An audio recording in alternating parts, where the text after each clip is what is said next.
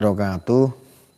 Allahumma shalli sayyidina Muhammad wa ala alihi sayyidina Muhammad. Allahumma shalli ala Muhammad. Allahumma shalli ala Muhammad. Ya Rabbi sholli, ya Rabbi sholli alaihi wasallim. Jumpa lagi saudara-saudaraku, masih bersama saya Raden Mas Aryo Atmojo Wijoyo Kusumo Dening Ratu Mangkulimana itu ambiar kabeh.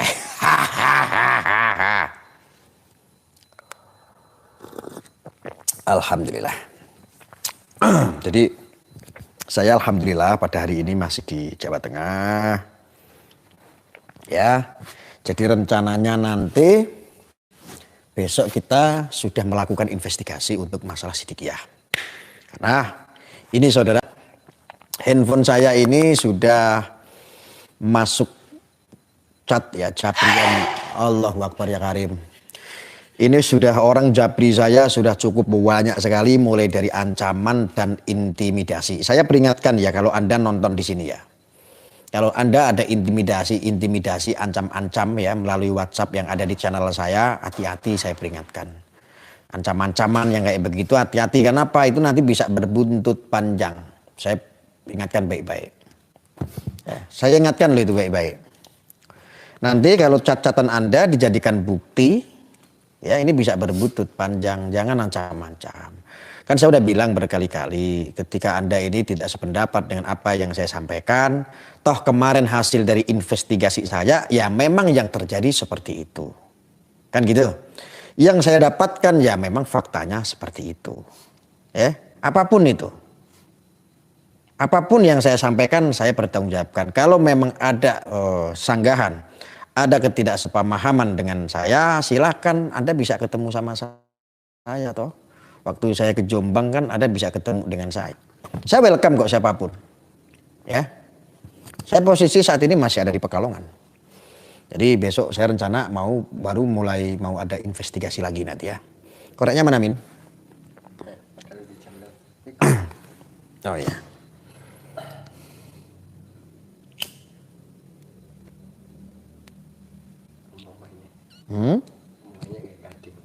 Apa? Oh. Itu ada berapa orang tuh yang ancam-ancam yang udah dicatat itu? 3 orang ya? Yang katanya ini 4. Katanya mau nabrak saya segala macam ya? 4. Apa itu dia bilang? Yang 4 itu yang udah kalau kita laporin bisa masuk delik itu 4.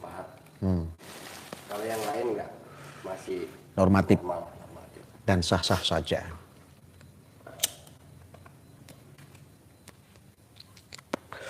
Saya sampaikan ya apa adanya ya, bahwa untuk permasalahan yang saya temukan loh ya, kalau masalah kasusnya sendiri Mas Peci itu bisa jadi iya, bisa jadi fitnah. Saya sampaikan. Karena apa saya bilang bisa jadi iya, bisa jadi fitnah? Karena apa? Hukum itu buta. Hukum itu buta. Kan dulu saya pernah kasih analogi buat Anda ya. Contohnya seperti ini. Ini pelecehan ini. Contohnya seperti ini ya.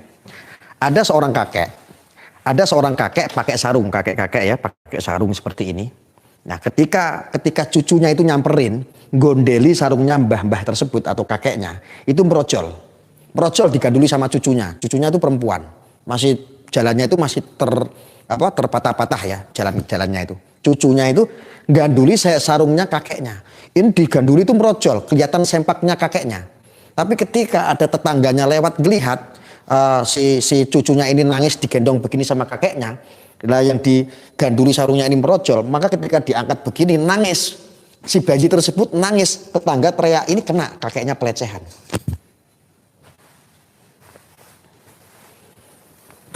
Itu udah kena. Itu sifatnya yang namanya undang-undang yang sudah diatur pasal tersebut. Itu juga pelecehan. Paham sampai di sini? Paham? Paham ya? Paham? Nah, Jadi artinya walaupun sang kakek tersebut tidak melakukan apa-apa, niatnya menolong cucunya sendiri, ketika ini dikenakan pasal, ini kena pelecehan. Ya, ini analogi yang sangat sederhana ya. Sama halnya, makanya hati-hati, Anda hati-hati sekali ya, menghujat masalah Mas Peci yang kemarin itu lagi sempat ramai. Karena apa? Saya lakukan investigasi ini, faktanya ini berbalik sekian ratus derajat. Hati-hati Anda yang menghujat, hati-hati sudah. Ya, apalagi kalau kita orang Muslim ya, Anda pernah nyantri, Anda pernah mondok ya, hati-hati. Menyatakan tentang perzinahan, hati-hati. Kenapa? Dalam Islam sudah diatur, dikatakan zina ketika ada saksi itu lebih daripada 4 loh. Hati-hati makanya. Dalam Muslim sudah diatur semua itu, ada hadisnya itu.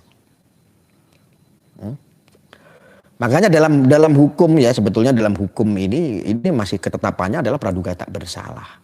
Saya ngomong kayak begini bukan berarti menghalang-halangi pihak kepolisian untuk mengembangkan terus melimpahkan kasus ini ke kejaksaan, tidak. Tetapi kita semua masyarakat harus cerdas. Saya kasih tahu bahwa sesungguhnya hal-hal yang seperti ini pun juga delik. Yang saya contohkan tadi juga delik. Hati-hati buat para pemfitnah ya. Ya, ini masih praduga tak bersalah, apalagi channel-channel yang lain. Nanti kalau seandainya ada keajaiban, sudah waktunya habis itu kalian nanti sama saya. Habis kalian. Ya. Karena ini memang tidak murni. Saya itu berpikir seperti ini karena ya memang tidak murni. Animut, waalaikumsalam. Saya ngomong kayak begini karena saya yang investigasi langsung ke lokasi. Ke tempat, menghimpun informasi-informasi nih. Ya. Mulai dari penggerbekan sampai penyerahan diri, sampai dulu ada yang dicabuli banyak orang, pemerkosaan banyak orang.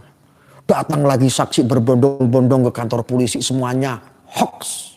Saya sampaikan, hati-hati kalian. Ada yang komen lucu nih. Apa? Terus kok sekarang bahasnya Sidikiyah terus ganti topik yang lain dong, kan itu udah ditanganin polisi ya? Betul, itu memang sudah ditangani polisi. Saya tidak masuk ke sana. Ya, kewajiban saya akhir-akhir ini ya saya melihat ya bahwa seolah-olah Islam ini, saya merasakan, hati kecil saya ini merasakan Islam ini gampang sekali di kotak-kotakkan. Diadu domba itu sangat gampang sekali. Nama pesantren ini sangat, kalau tidak memberikan penyeimbangan ini cemar. Maka saya sengaja waktu saya luangkan untuk membahas ini. Kenapa?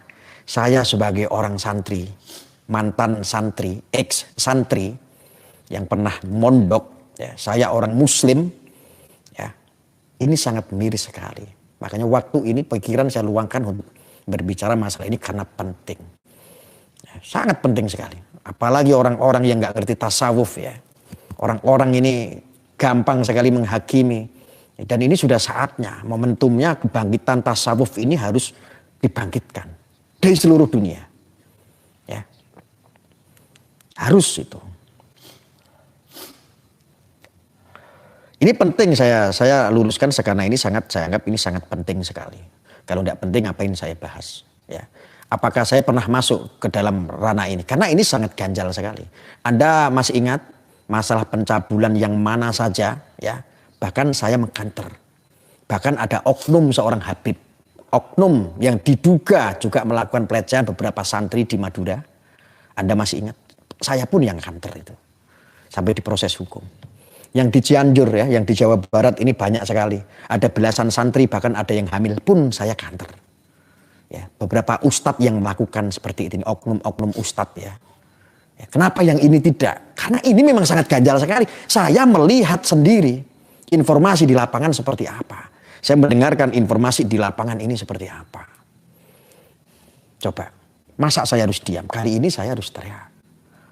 Ya, jangan sampai nanti ketika ada oknum-oknum non-muslim atau oknum-oknum yang membenci Sidikiyah, ini membentur-benturkan semua. Dan ini sudah terjadi. Ya, ini sudah mulai terjadi. Jangan sampai.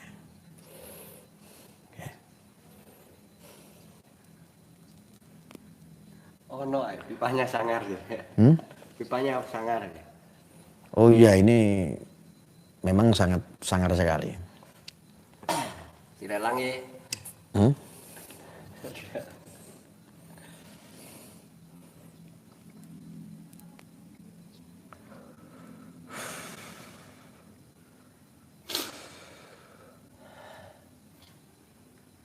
Ya, oke, saya lanjut ya. Ini komentarnya sangat banyak sekali. Mohon maaf saya nggak bisa baca satu-satu karena komentarnya banyak ya. Jadi saya lanjut ya untuk saudara-saudaraku ya. Terus selanjutnya adalah fakta-fakta yang telah terjadi memang ada. Saya berbicara ini menggunakan data dan bisa dipertanggungjawabkan.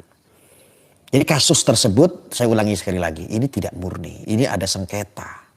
Ibarat dulu itu film Mahabharata itu ya ada Sengkuni, terus ada Pendawa Lima yang akhirnya pergi dari rumah, dikuasai oleh Sengkuni dan musuhnya Mahabharata itu siapa itu? Kakaknya itu yang tertua itu siapa? Ya Allah.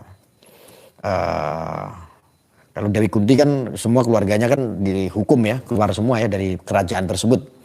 Ini ada nih. Siapa itu ya Allah? Yang raja yang jadi pangeran ya Duryudana ya. Duryudana ini ada permasalahan cerita yang seperti Duryudana ini ingin menguasai sebuah kerajaan dan Pendawa Lima ini keluar semua. Seolah-olah ini seperti itu. Kenapa? Ini tidak murni, memang saya memegang datanya, ada beberapa sertifikat. Ada beberapa sertifikat yang ini dialihkan ya sama diganti nama, dibalik nama, dan ini tanpa sepengetahuan Mbak Yai. Ini masalah harta. Ini masalah kekuasaan, ini masalah pangkat, ini masalah jabatan. Yang perlu diketahui, yang perlu digarisbawahi itu. Jadi apapun bisa dilakukan. Anda saya kasih sedikit asumsi ya. Ini sepihak dulu ya. Ini sepihak dulu. Contoh begini. Kalau ini kekuatan besar berarti membutuhkan dana yang besar dong. Betul.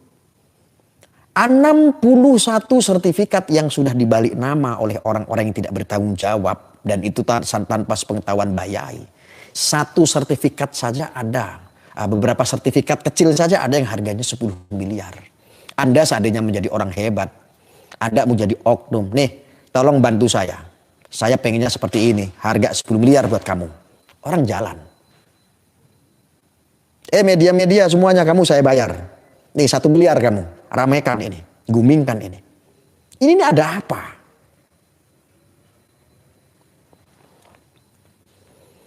Ini ada apa? Jangan pikir mereka tidak punya apa-apa. Mereka sudah menguasai semua sebagian harta kerajaan itu. Ya, saya ngomong kayak begini punya data.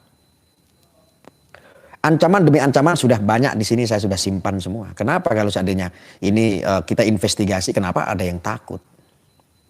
Ya, tinggal klarifikasi saja. Kasih saya jalan untuk menginvestigasi Anda. Orang-orang yang kira-kira itu tidak terima dengan saya. Ayo ngobrol sama saya. Kapan? Saya menunggu ini. Saya itu berharap begini. Saya ini dari pihak ini contohnya. Saya tidak terima dengan statement Anda. Ayo Mas Arya, saya tidak terima dengan statement Anda. Ayo ketemu dengan saya akan ketemuin. Saya akan temuin. Biar gamblang. Ini saya anggap kalau kemarin berita negatif adalah sepihak. Dan ini berita positif juga dari sepihak. Saya perlu sampaikan kepada publik. Tapi kalau ini dianggap sepihak lagi, saya butuh ketemu sama orang yang sepihak. Mana sepihaknya? Ayo ketemu sama saya. Ya. Betul tidak?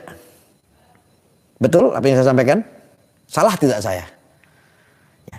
Saya ngomong kayak begini kalau tidak ada kaitan dengan umat, kalau tidak ada kaitan dengan umat muslim wabil khususnya, saya tidak akan ikut. Karena ini di bawah ini ada orang banyak. Ini ada orang ribuan, ada ratusan ribu, ada jutaan manusia yang kesangkut paut. Mereka semua pada menangis, semua orang pada sakit hati. Ya, ketika pesantrennya, ketika gurunya dihinakan, dinistakan, disangkut pautkan dengan masalah yang sudah lama. Ya, 5 juta Gus, ya ada 5 juta orang. Ini bukan masalah sepele dan ini masalah sudah cukup lama sekali. Ya, saya meminta sama Allah sih. Mudah-mudahan saya bisa semaksimal mungkin untuk menyelesaikan permasalahan-permasalahan isu ini, meluruskan isu-isu ini yang dari dulu ini sebetulnya sudah lama sudah ada, tetapi diangkat itu finalnya kemarin, viralnya itu kemarin. Saya berharap dengan hadirnya saya di sini, saya bisa sedikit memberikan jawaban teka-teki yang selama ini terjadi yang belum pernah terselesaikan. Ya, kenapa? Dari pihak yang kemarin ini viral sebetulnya kurang konfirmasi. Karena dianggap tidak penting gitu. Ternyata ini kecil-kecil ini akhirnya menjadi bukit. Yang bukit itu sekarang menghantam Sidikiyah. Yang ditumbalkan itu siapa? Yang ditumbalkan mungkin Mas Peci.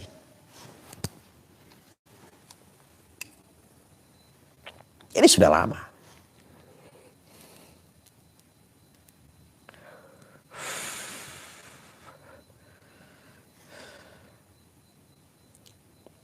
Coba Anda bayangkan, seorang kiai. Saya tidak menyanjung dalam hal ini, tetapi saya melihat pakai sense. Saya pakai sense, pakai logika. Seorang Kiai Mukhtar Mukti, ya. Walaupun saya belum pernah ketemu. Bagaimana beliau ini tidak disayang dengan usia 94, kurang lebih 94 tahun. Yang harusnya itu terbujur kaku, tinggal tulang belulang. Jangankan untuk bicara, makan saja sudah tidak masuk ke dalam usus. Tapi beliau masih sehat. Tapi beliau masih bisa menyampaikan sesuatu dengan sense, dengan logika, dengan ilmu. Itu Mbak Yaitar. Coba Anda bayangkan saja.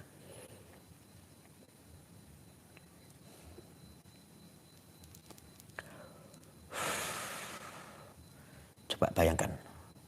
Mbak Yaitar, usia 94 tahun. Sunnah Rasulullah 60 tahun ini usia manusia. Ketika lebih berarti bonus dari Allah. Sudah dikasih diskon nih sama Tuhan nih. Mbak Yaitar usianya 94 tahun lebih. Sampai sekarang masih bisa berbicara tentang sains, ilmu. Coba. Manusia seperti apa? Ini logika loh, ini yang saya bayangkan. Kenapa? Dalam kondisi genting menghadapi permasalahan keluarga, saya menyimak dalam YouTube itu kok masih bisa bicara. Dan itu pun bicara tentang masalah yang saat itu sedang berlangsung secara spontanitas. Permasalahan dengan putranya. Coba bayangkan, usia 94 tahun lebih. Apakah ini bukan sebuah karomah, kelebihan? Ataukah memang salah satunya itu Allah sudah menggariskan beliau menjadi salah satu orang yang dipilih sama Allah? Wallahu alam. Tetapi itu secara sains saya sudah sampaikan. Menghujat, hati-hati. Anda menghujat, hati-hati. Ya, kenapa? Saat ini Anda bahagia menghujat. Karena apa? Psikis Anda sudah dengan kebencian. Anda yang bisa membuli, ya. Anda yang memiliki karakter-karakter psikopat, mencaci, membenci, ujaran kebencian ini sebuah kepuasan tersendiri walaupun Anda tidak mendapatkan apa-apa. Tapi Anda boleh ketawa saat ini, hari ini, kemarin, besok dengan menghujatan-hujatan Anda, dengan fitnah-fitnah Anda seperti itu. Coba lihat nanti ke depan Anda. Kalau bukan Anda sendiri yang kualat, bisa jadi anak Anda yang kualat. Bisa jadi nanti cucu Anda yang menerima kualat tersebut. Hati-hati. Semuanya itu Allah yang menggerakkan.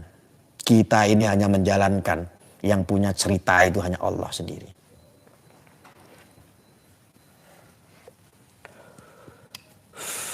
Semua skenarionya cuma Gusti Allah. Kita tidak tahu. Hati-hati. Hari ini Anda tertawa karena mencaci maki, menghujat, ikut-ikutan, memfitnah. Besok bisa terjadi pada diri Anda. Dan nanti kualat itu, ya, karma tersebut bisa kepada anak Anda. Ya, bisa kepada cucu Anda. Yang lebih ngeri lagi kalau terhadap Anda sendiri. Hati-hati. Hati-hati saya sampaikan. aduh ini kok rokoknya kurang mantep, rokok Siva coba. Siva yang sebungkusnya 350.000 koyoknya enak. Jadi Gading Gajah ini harganya 10 juta, rokoknya itu Siva yang sebungkus 350.000, yang satu press itu harganya 3,5 juta. Nah itu. Kan masih ada 4 press itu yang Siva. Loh, enggak dong. Enggak. Loh di mana? Oh, masa sih?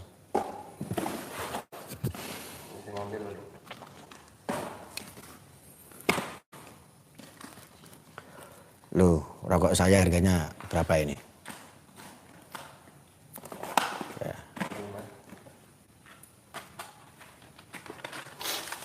330.000.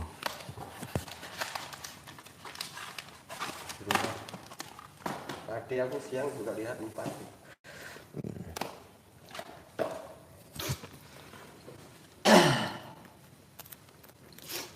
Ini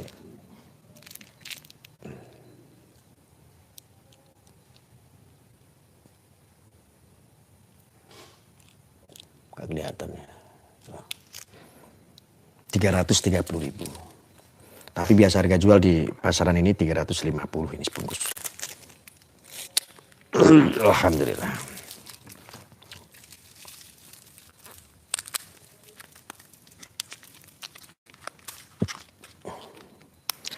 Yang tidak merokok jangan itu ya, jangan komplain ya. Karena memang kita ini perokok. Yang merokok jangan merokok. Jadi saya heran, ya. Yang saya herankan adalah Anda ini berkomentar sangat gampang sekali, padahal Anda hanya melihat dari channel-channel YouTube yang tidak bertanggung jawab. Ya. Rokok apa ini? Bisa jawab?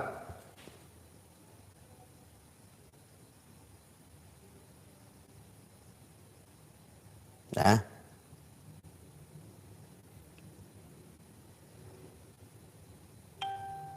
Rokok apa namanya?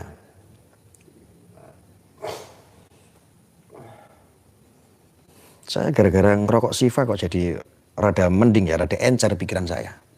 Terus rada adem gitu, biasanya dulu kalau saya nggak bahas Sidikiyah, kan saya ngamuk-ngamuk terus. Tapi kan saya ngomong Sidikiyah agak ada remnya gitu loh. Ada agak remnya ini, biasanya saya habis itu orang-orang. Marah-marah terus saya soalnya. Ya.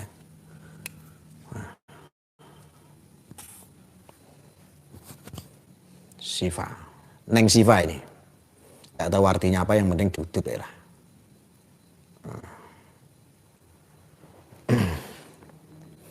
Yang Bandimorong bos, Bandimorong jangan dulu, jangan saya isap di sini nanti orang pada pingsan semua. Jangan. Kalau yang Bandimorong itu yang harga 17 juta, jangan dirokok sekarang, nanti orang pada pingsan. Takutnya kalian pada pengen malahan.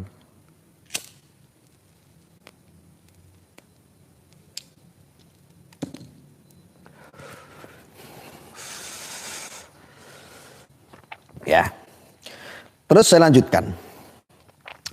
Saya kemarin itu sudah investigasi sampai ke apa namanya itu yang setiap kabupaten kota dia bangun bangunan rumah kayak villa gitu, apa namanya? Yang mana? Yang dekat di pabrik ST itu kan ada di lokasi yang kurang lebih 5 hektar.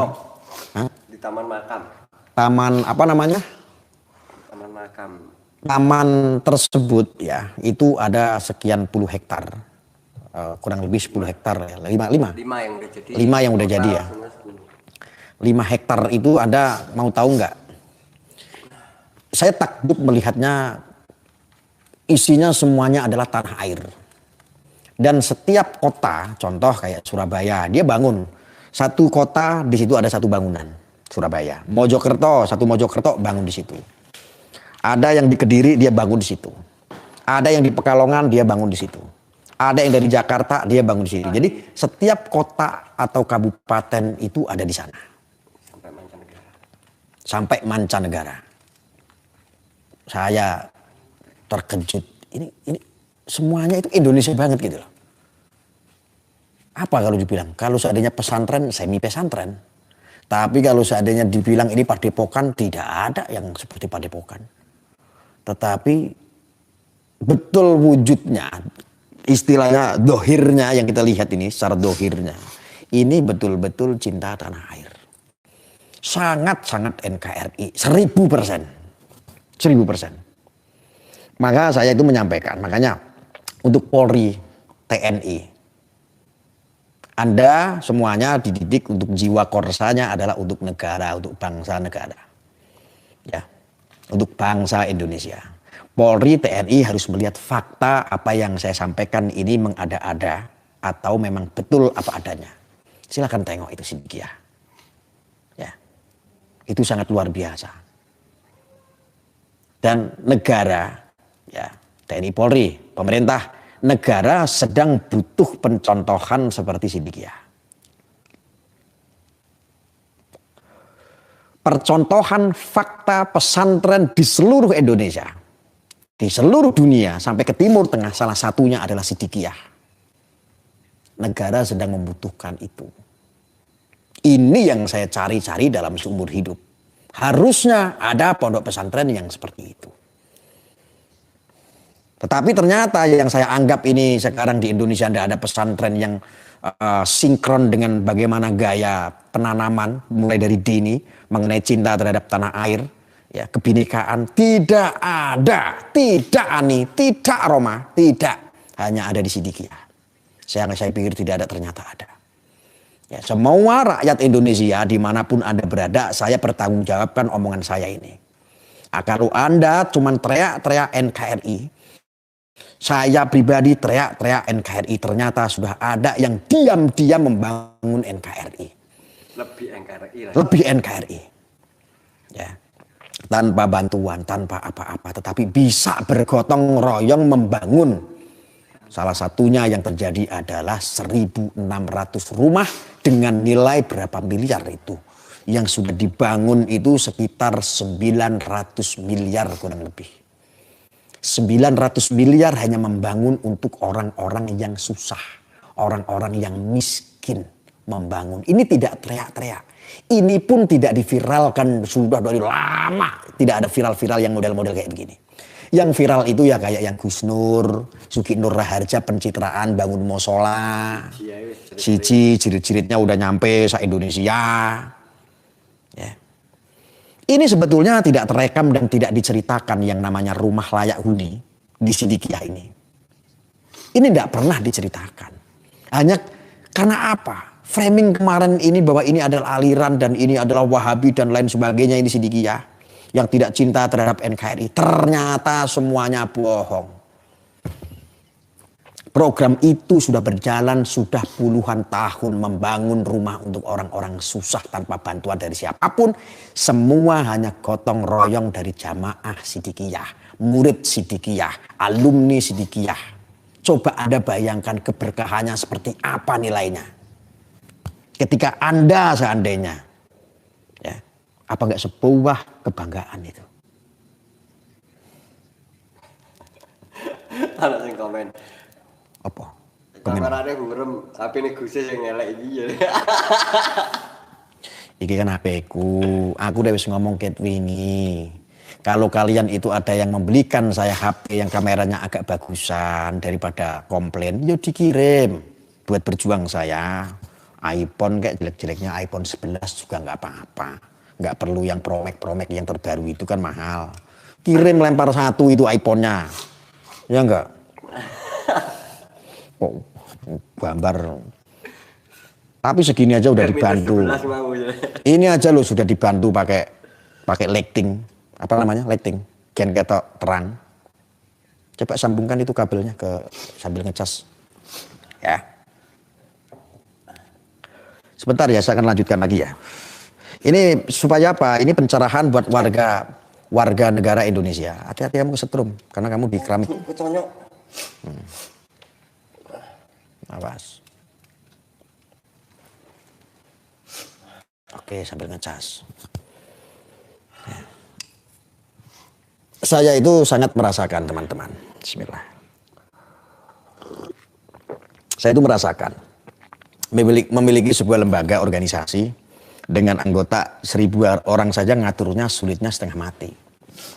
Bayangkan ini se-Indonesia, bahkan di mancanegara ada. Mengatur itu bisa mendoktrin untuk tujuan positif. Melakukan amalillah. Jutaan orang. Bisa saling bantu gotong royong. Anda bayangkan.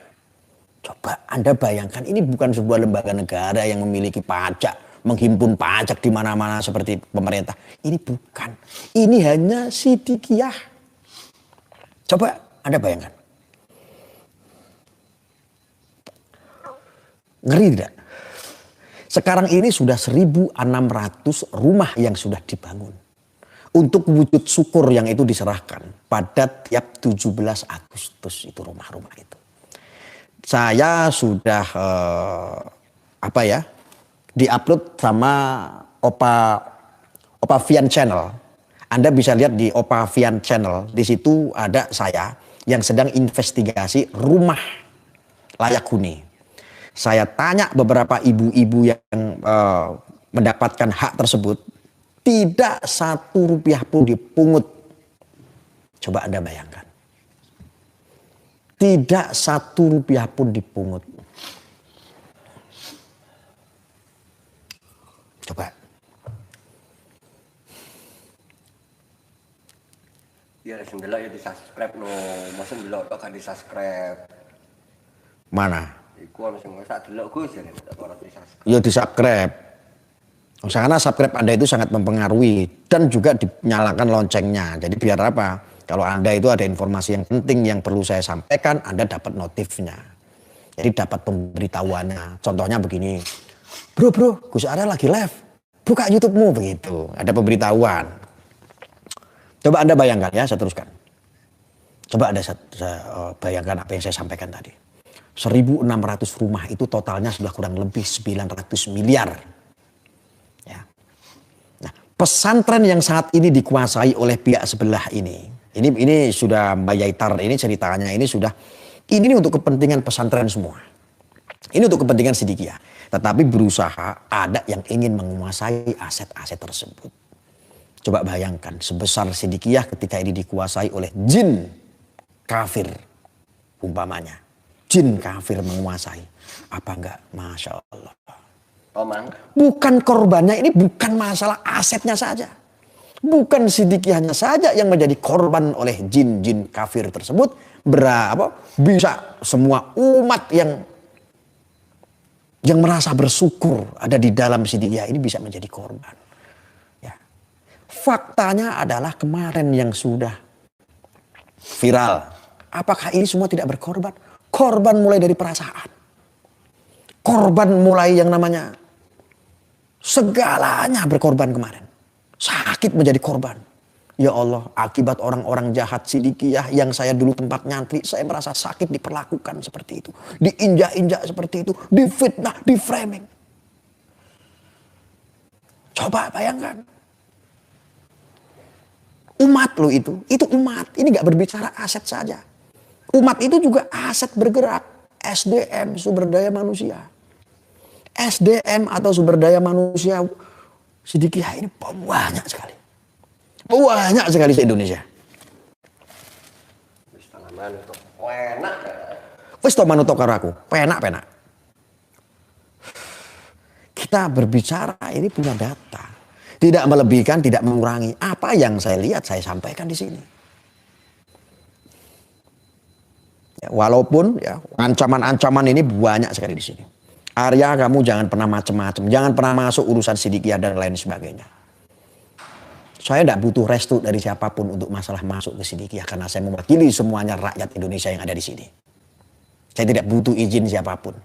Saya sampaikan apa adanya. Ancaman demi ancaman sangat banyak sekali.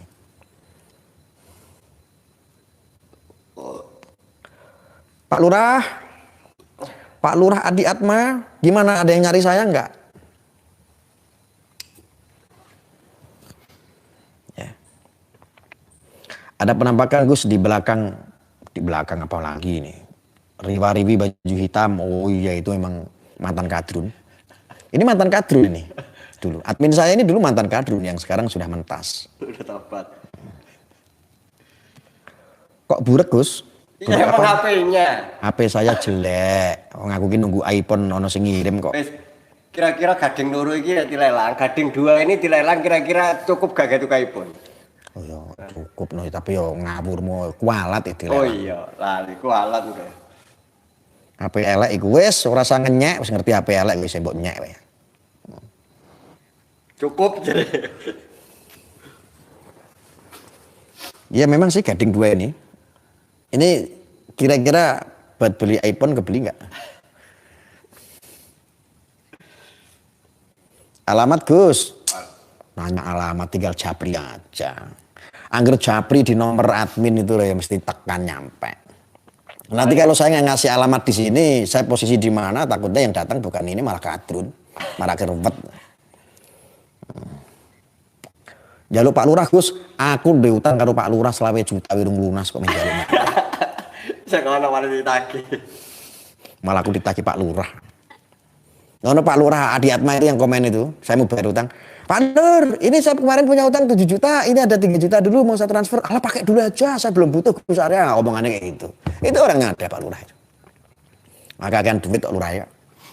Lurah saya itu kan jos, malah guyu-guyu. Gelendene Pak Lurah. Pak Lurah kan gelendene. Apa gelem? Gelem lah. Ayo jalan kontennya. Galak. Pak Lurah.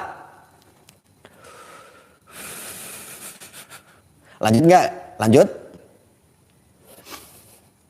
Hasil ngonten buat nyaur utang. Iya. Bener Mas Bagus. Kemarin kan saya dapat uang dari YouTube tuh. Saya mau nyaur utang sama Pak Lurah. Malah jawabannya tenan.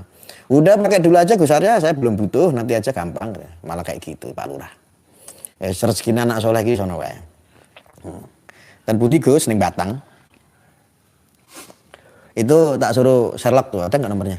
Nggak ada. Sherlock biar jalan. Baru Pak. Oh ini ada nih, tak Sherlock nih. Yang buat studio Pak Lurah. Saya lagi renovasi buat studio. Kita Sherlock Pak Lur. Dianalisa kalau kira-kira aku live nanti selesai juga sampai sini. Nih. Lurah Adi Atma. Pak Lurah. Saya dia. Oh iki ono ding. Pak Lurah Adi Atma, Ambu Kembang. Ini Pak Lurah ini kan penduduknya paling padat sekali. Nah itu sudah saya Sherlock itu Pak Lur. Coba dianalisa. Kalau kira-kira merasa dekat mau ke sini tak ajak ngopi. Mumpung saya lagi free Pak Lur, besok saya udah ke Jawa Timur lagi soalnya. Kangen karo Pak Lurah. Tak kek rokok Pak Lurah. Pak Lur, saya kasih rokok yang harganya 3,5 juta datang ke sini. Wis tak WA kuwi. Buka ose. Wis to Pak Lur, enak menurut aku. Belur Gus, belur ya. HP ini kok kayak ide apa ini kok. Sik. Yang hadir 1.000 lebih, jempolnya masih 500, ya minimal 800. Berarti yang nonton itu 1.200, yang like itu baru 500, berarti sisa nih kadrun. Oh no. Kalau bisa suan ke mursid Gus, enggak usah. Saya sudah banyak sekali yang mengajak ketemu sama Mbah Yai. Ke Mbah Yai Tar, cuman saya menolak. Saya menolak sekali, saya enggak mau karena saya masih kotor. Ya. Saya masih kotor, enggak mau. Dan satu itu alasan kedua, kita tidak ada apa-apa dengan Siddiqiyah, biar dia mendapatkan berita yang seimbang. Dan saya enggak mau diintervensi oleh pihak manapun, termasuk Siddiqiyah. Paling kalau saya pas di Jombang di hotel ada beberapa orang Siddiqiyah memberikan data sama saya. Ya kalau orang-orang pengurus atau dari Mbak Yai atau apa itu pondok itu, saya enggak ada ketemu. Ya cuman Pak Kus ya kemarin ya. Pak Kus yang dari apa itu? Itu pun nganter saksi doang. Itu nganterin aja itu. Ya. Itu udah tak WA itu Pak Lur. Barangkali jenengan santai tak jak ngopi karo udut sing regane larang. Dilanjut apa ndak? Lanjutkan? Oke. Dilanjutkan ya. Jadi saudara, artinya begini. Ada pembalik namaan sertifikat sebanyak 61 kemarin waktu saya live bareng sama Mas Halim. Kemarin itu baru data 24 yang sudah saya terima. Ini dibalik nama sertifikatnya oleh yang disebut pihak sana atau Jin Tomang atau apa itu saya tidak paham. Itu ada 24 sertifikat yang sudah dibalik nama tanpa pengetahuan Mbak Yai. Ini adalah perbuatan yang tidak baik. Itu saja sudah menyalahi aturan. Ini sudah melanggar hukum. Dan itu pun ya ini sudah berproses. Saat ini permasalahan itu sudah berproses, saudara. Ini perlu diketahui. Makanya ngapunten bikin aja nanti gue siap Pak Lur. Siap. Itu pun ya dengan tidak sengaja makanya saya sampaikan. Oh ini berarti ada sesuatu. Gila loh itu pesantren loh. Pesantren loh. Maksud Mbak Yaitar adalah bahwa pesantren ini memang untuk kepentingan umat. Tetapi betapa bahayanya ketika ini dikuasai oleh pasukan kafir Quraisy. Kalau ini sudah dikuasai sama orang-orang kafir Quraisy, Masya Allah. Ini seperti kisahnya di zaman Rasulullah. Rasulullah dulu di Mekah terusir dari tanah kelahirannya. Rasulullah bersama sahabatnya diusir dari tempat kelahirannya. Diusir. Coba bayangkan. Akhirnya berbondong-bondong Rasulullah bersama sahabat-sahabatnya. Ini pindah ke Madinah karena apa? Karena untuk memasang strategi. Ini hampir seperti ini. Hampir. Coba bayangkan. Ketika ini tidak dicegah, ini tidak dicegal. Bisa terusir. Lalu nanti sahabat-sahabat Rasulullah mau kemana? Coba. Akhirnya Rasulullah bersama sahabatnya datang ke Raja Nasrani saat itu. Terus akhirnya diizinkan untuk masuk ke Madinah, membangun kerajaan di Madinah. Ya. Akhirnya kembali lagi, pulang lagi ke Mekah dengan perang cinta. Dulu apa? Makanya ini juga tasawuf ya. Ini juga dakwah bagian daripada dakwah cinta. Yang dilakukan oleh Sidikiyah ini adalah dakwah cinta. Ya saya kasih tahu. Ingat-ingat ini Sidikiyah setelah saya analisa, saya pelajari ini dakwahnya adalah dakwah cinta, dakwah ikhlas. Ini. Kenapa? Untuk menjalankan sebuah jihad amar ma'ruf nahi munkar butuh yang namanya jihad fisabilillah. Ketika Rasulullah contohnya terusir, maka akhirnya terjadilah perang Badar. Peperangan perang Badar ini dimenangkan oleh Rasulullah bersama pasukannya, bersama sekutunya. Dimenangkan oleh Rasulullah, itu jihad. Tetapi apa yang terjadi ketika perang Uhud? Balas dendam. Itu orang-orang penduduk kafir Quraisy itu. Akhirnya balas dendam. Ada namanya perang Uhud. Kalah tidak? Kalah. Lalu Rasulullah mencari yang namanya jalan keluar. Jalan alternatif. Ini kata Rasulullah, ini kalau seandainya perang lagi seperti kemarin tidak menyelesaikan permasalahan. Yang ada adalah dendam, saudara. Lalu alternatif Rasulullah adalah perang dengan menggunakan dakwah cinta. Sama halnya seperti yang dilakukan oleh Sidikiyah. Rasulullah bersama sahabat-sahabatnya setelah kalah perang Uhud, semua dari juru datang harusnya untuk menghimpun kekuatan kalau mau perang adu fisik, menang Rasulullah. Tetapi Rasulullah tidak lakukan, datang ke Mekah dengan cinta. Mengetuk warga Mekah. Rumah ke rumah diketuk semua mengumumkan, ya masyarakat Mekah, bukalah pintumu, sekarang sudah ada Muhammad sebagai utusan Allah. Sudah kumpul berbondong-bondong semua, kami di sini tidak mau berperang. Disampaikan itu kepada penduduk Mekah. Kami tidak mau mencelakai Anda. Kami di sini datang baik-baik untuk menyampaikan kebenaran bahwa ini loh ada Muhammad sebagai utusan Allah. Maka si Bilal langsung naik, adzan Allahu Akbar, Allahu Akbar. Adzan si Bilal itu. Coba. Semuanya gugur musuh-musuhnya. Kafir Quraisy ini gugur semua, menyerah karena apa? Dakwah cinta. Lalu apa? Yang saya maknai adalah Sidikiyah ini melakukan dakwah cinta.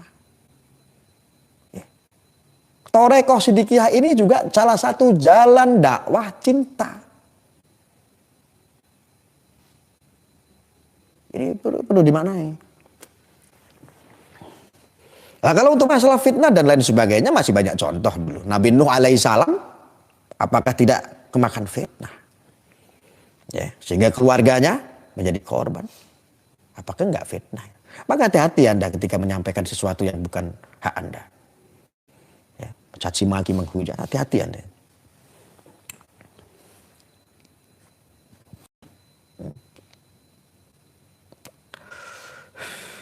Alhamdulillah Habib Rizik bebas Gus. Panas enggak ente? Enggak. Saya mendoakan Habib Rizik. Mudah-mudahan Habib Rizik, kami ini merindukan semua sesosok beliau. Habib Rizik mudah-mudahan beliau bisa khidmat menjalankan apa yang dicita-citakan oleh umat muslim tentunya. Supaya apa? Habib Rizik bisa lebih merangkul. Hadir pure murni untuk umat, bukan untuk perut. Bukan untuk politik, karena politik kotor ini dapat memecah belah, bikin orang terkotak-kotak. Ya. Bidangnya untuk keagamaan, berharap Habib Rizik ini hadir untuk umat, untuk agama. Harapan kita seperti itu. Kalau bikin rusuh lagi, bikin macam-macam lagi, bikin terkotak-kotak, orang saling benci, orang saling berantem. Tidak ada kata yang lebih indah lagi dari saya kecuali hajar. Hajar. Hajar. Hajar. Semua kan sudah saya lalui. Hajar. Saya bilang hajar, ya hajar. Apa harus takut? Kita nggak mengadai kok. Loh, zuriat Rasulullah wallahu alam ya. Zuriat asli atau tidak wallahu alam. Jangankan wajib menghormati seorang habaib.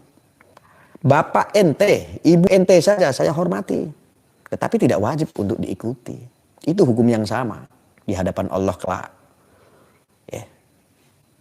Bapak ente kan tahu semuanya. Dulu ada spanduknya Habib Rizik diinjak-injak, dibakar. Apa saya tidak marah? Saya marah. Saya membela Habib Rizik saat itu. Ini orang kurang ajar.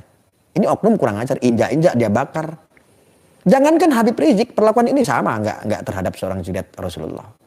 Foto bapak Anda, mak Anda saja kalau ada yang injak-injak, ada yang bakar, saya pun kalau ngelihat saya celotehkan, saya tidak terima.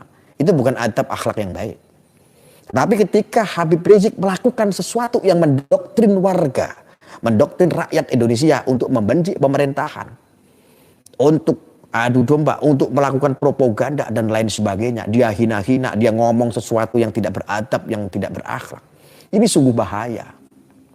Maka dulu saya pernah sampaikan, seorang ulama pengikutnya banyak, itu yang lebih berbahaya ketika dianggap fatwanya adalah fatwa yang suci. Dianggap fatwa keluar dari mulutnya ini dianggap oleh jamaahnya ini benar.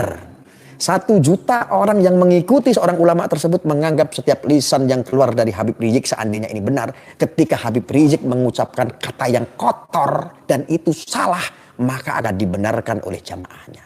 Tersesat atau tidak? Tersesat. Maka saya mendukung, saya mengucap syukur alhamdulillah kebebasan Habib Rizik ini yang saya rindukan. Mudah-mudahan beliau tetap diberikan kesehatan, murni pure hadir untuk bangsa Indonesia. Dimulai dari mana? Dasar-dasar agama yang ditanamkan, iman yang ditanamkan supaya sinkron hidup berbangsa bernegara. Bukan seperti kemarin, mendukung ISIS lah, inilah, itulah. Kita nggak menghendaki itu. Karena itu doktrin-doktrin yang jahat. Ya.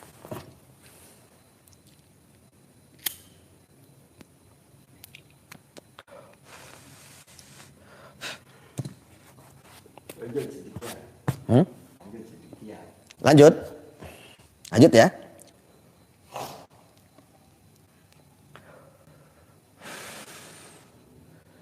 Awas Gus, hati-hati banyak orang iri. Iri tidak bisa menyampaikan kebenaran, hanya bisa membuktikan dengan fitnah yang datanya tidak benar dan valid. Saya tentrem. Jika saya difitnah sebagai penantang Tuhan, aneh tidak? Dan itu dipercayai. Yang percaya itu loh kalau seandainya ada kata-kata yang lebih kotor daripada goblok. Coba. Gus Arya menantang Tuhan diviralkan. Tujuannya untuk memframing supaya apa? Gus Arya ini supaya masuk penjara, supaya diproses. Ingat, saya di sini sebagai wali. Saya adalah wali kalian. Jangan coba-coba. Wis to manut Gus Arya, penak-penak. Wali kok cuma mau di framing kayak begitu, nggak mempan.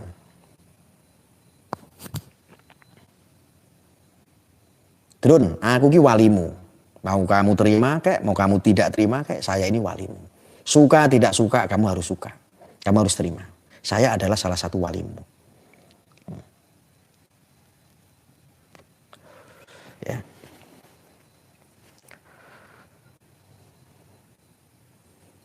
Orang bodoh, goblok ya. Goblok. Masa ya orang wong percaya gitu loh. Ikut-ikutan goreng. Kalau bukan orang-orang yang ingin mencelakai saya, kan tidak mungkin diviralkan. Gus Arya menantang Tuhan. Detik-detik Gus Arya menantang Tuhan. Goblok. Harusnya kan Anda ketika rentetan dari yang dipotong-potong video Gus Arya menantang Tuhan, harusnya Anda kalau menyimak itu harusnya Anda marah sama orang yang menistakan Al-Quran. Ketika menganjing-anjingkan ini dianggap perintah Al-Quran dengan mengutip surat Al-A'raf ayat 176. Itu yang harusnya Anda viralkan. Yang saya kanter saat itu adalah itu. Ada orang menganjing-anjingkan mengutip Al-Quran. Goblok tidak? Goblok. Aku nek iling, ini pengen tak keletak sirai. Nek ono wonge. Sampai saya berstatement, saya tunggu. Kalau ini dianggap salah dan saya melukai banyak hati umat, saya minta maaf. Tetapi saya menunggu kalau ini bermasalah, saya menunggu siapa yang mau melaporkan saya. Tidak ada satupun orang se-Indonesia yang berani melaporkan saya.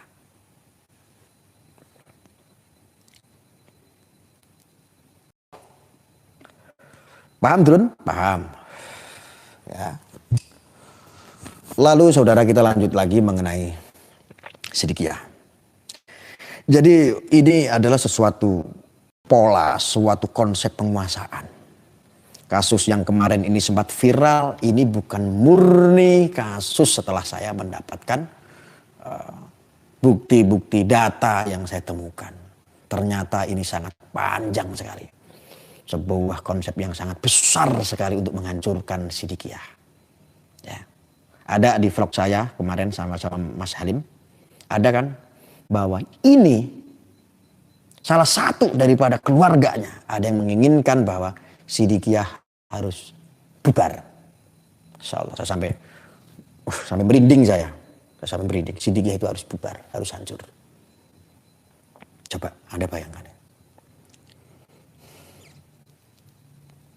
Saya tidak mengada-ada. Ini ada sumbernya dan ini semuanya bisa dipertanggungjawabkan. Sampai sumbernya kemarin live streaming bareng sama saya berani bersumpah demi Allah. Saya dengar sendiri menyampaikan sendiri sama saya.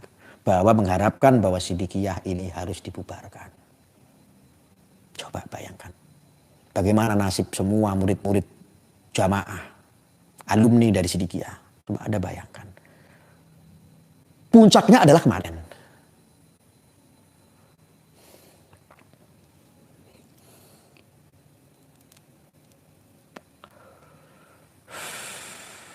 Puncaknya adalah kemarin. Ini buat oknum, hati-hati. Hati-hati. Ya, untuk oknum-oknum ya, sebagian kan sudah kenal saya ya. Kiprah saya seperti apa, hati-hati saya himbau kalian. Untuk oknum-oknum ini. Ya, saya bukan orang sakti, saya itu orang biasa, orang yang lemah. Tetapi saya bisa menghancurkan kalian. Lihatin aja. Saya belotosuko apa adanya kalau ngomong. Yos kayak begini. Lalu saya sudah bilang hati-hati, hati-hati. Oknum apapun itu. Termasuk kamu punya bintang, termasuk kamu punya pangkat, hati-hati. Hati-hati. Saya awasin loh.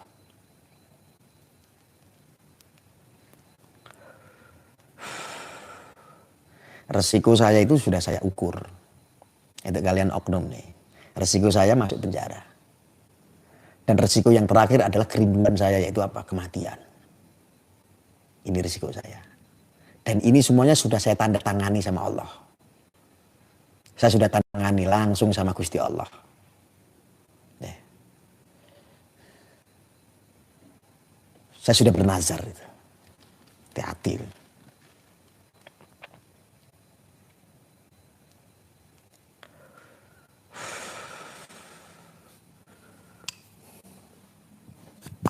Itu oknum-oknum.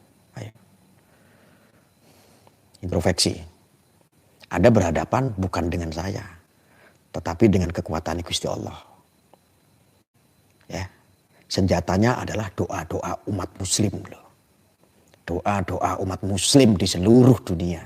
Hati-hati, itu senjata saya. Saya hanya alat biasa. Saya hanya rudal yang kapan saja bisa itu dilepaskan dan bisa ngebom Anda. Hati-hati loh. Ini buat yang ancam-ancam saya lewat WA, yang sudah ancam-ancam saya katanya mau nabrak saya. Kalau ketemu saya mau ditabrak lah segala macam nih. Ada ancaman-ancaman, ada berapa orang? 4. Ada 4 orang. Hati-hati. Saya itu yang kayak begitu udah lewat semua. Kalau tidak percaya, nanti kalau saya ke Jombang, kamu samperin saya. Kan kelihatan kalau saya di Jombang itu live di mana kan Anda tahu. Di Hotel Yusro. Kamu bisa ketemu saya dan kamu harus buktikan itu. Ya. Cuman saran saya, kalau kamu mau ancam-ancam saya, kamu mau celakai saya, istiqoroh dulu. Istiqoroh, kamu minta sama Allah. Kamu tanya sama Allah kalau kamu mau celakai saya. Istiqoroh dulu, saya sarankan. Biar kamu itu nggak micek matanya. Ya.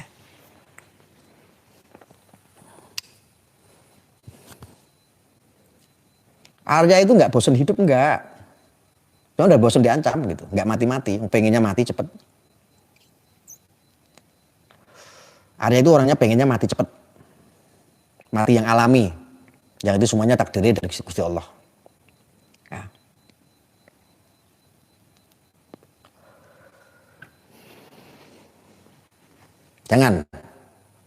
Jangan ngawur ya. Kalian jangan ngawur, jangan gegabah. Kamu tanya dulu sama Allah. Ya Allah, saya pengen celaka itu yang namanya Arya. Saya pengen bunuh itu Arya, saya pengen cari Arya. Tanya dulu sama Gusti Allah. Saya yakin kamu akan dapat jawaban dari sholat malam kamu. Turun, pengen mati, biar mati-mati kok. Kan Anda semua yang lama-lama kan udah lihat saya kan, seperti apa? Didatangi bermobil-mobil ya sudah pernah, mau dipanggang ya sudah pernah, dikebukin ya udah pernah, mobil dipecah ya udah pernah, di jalan dicegat ya udah pernah, semua udah kita lalui. Ya udah mati-mati. Padahal harapannya mati. Udah tak siapin makamnya. Yang lama-lama udah tahu kan resiko saya seperti apa dari dulu. Dan ini real saya sampaikan secara streaming, dari dulu streaming. Saya sampaikan saya itu udah cepet mati, pengen mati. Tinggal saya nunggu siapa yang memiliki hak dari Allah untuk mencabut saya, untuk mencelakai saya.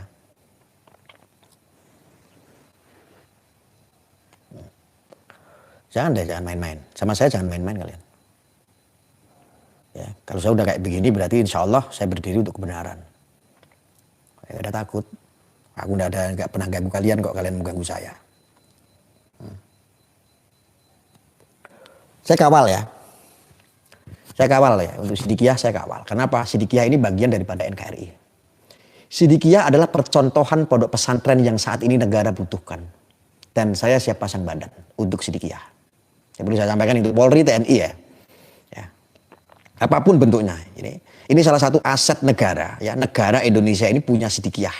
Satu-satunya aset yang betul fakta nyata. Membangun untuk bangsa. Menanamkan cinta tanah air. Ini butuh sekali. Ini harusnya dijadikan contoh ini. Dan harusnya didukung dan disupport.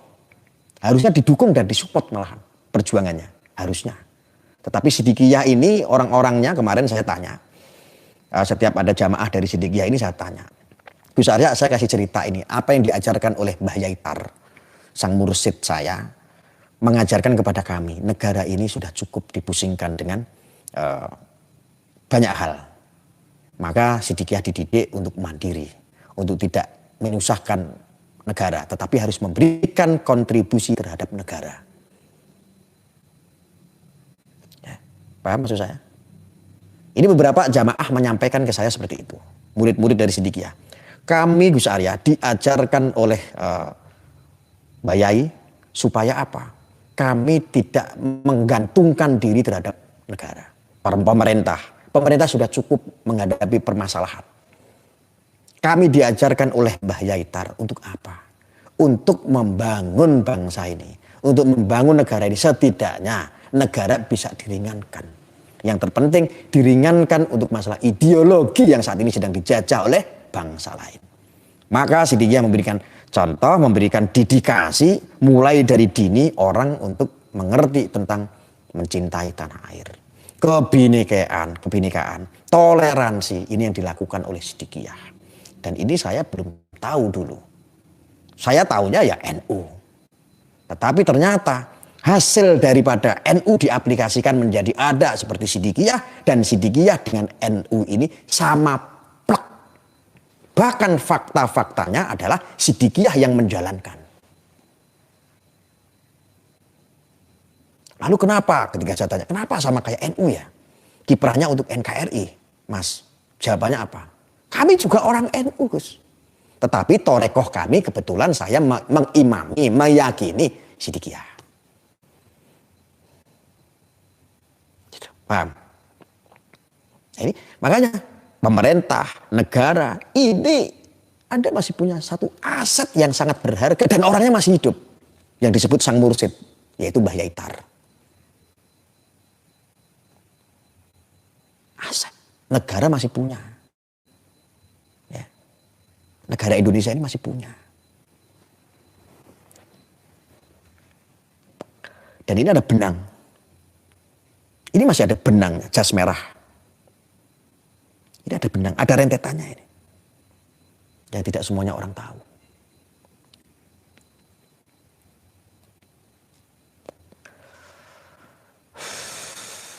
Ya. Coba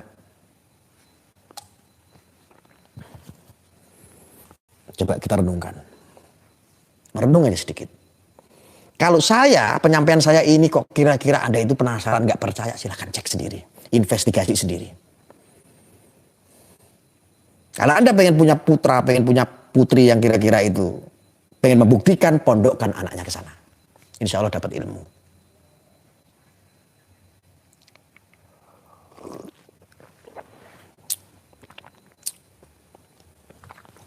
Jadi hubul waton minal iman itu sudah ditanamkan dari mulai dini. Nggak percaya, silakan cek.